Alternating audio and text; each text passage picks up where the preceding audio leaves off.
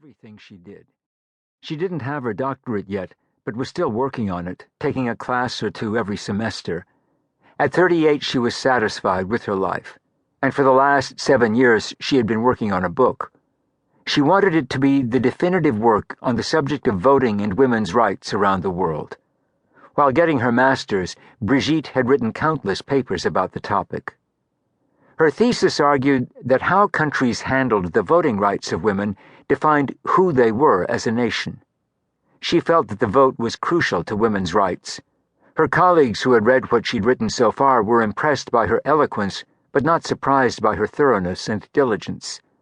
One criticism of her work was that she sometimes got so involved in the minutiae of what she was studying that she neglected the big picture.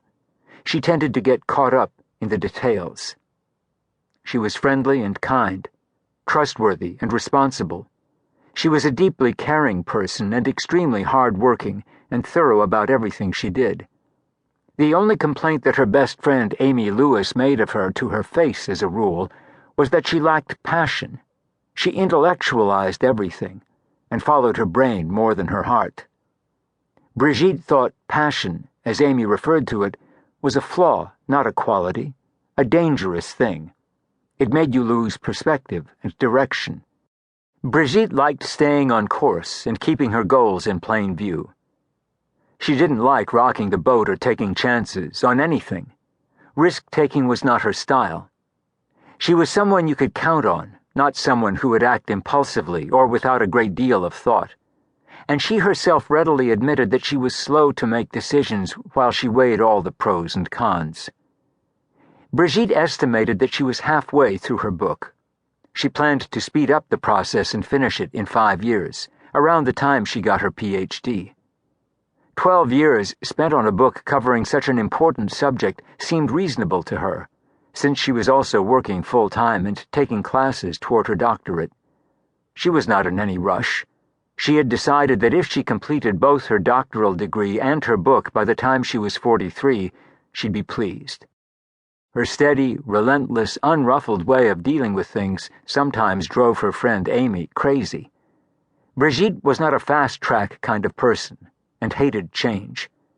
Amy thought Brigitte should live life to the fullest and leap into things more spontaneously. Amy was a trained marriage and family counselor and social worker. She ran the university's counseling office and liberally offered Brigitte her advice and opinions. They were total opposites, and yet best friends. Amy dealt with everything, emotional, intellectual, and professional, at full speed. Brigitte was tall, thin, almost angular, with jet-black hair, dark eyes, high cheekbones, and olive skin. She looked almost Middle Eastern or Italian, although her heritage was Irish and French. The Irish heritage of her father accounted for her jet-black hair.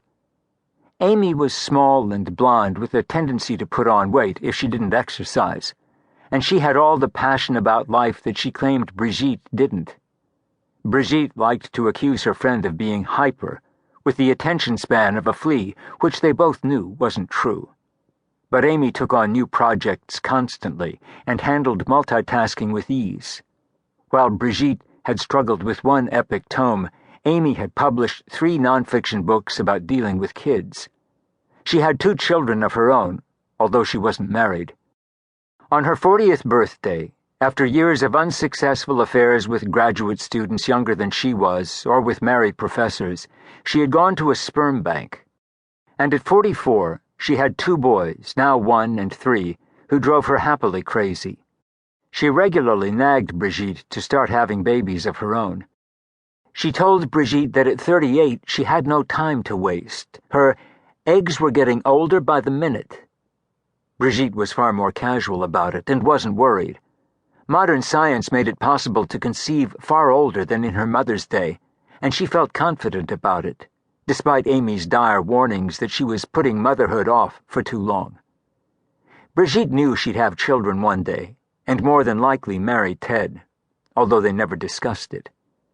There was something about living in the protected atmosphere of academia that made you feel, or Brigitte anyway, that she was going to be young forever. Amy always snapped her back to reality by saying they were middle-aged. It was impossible.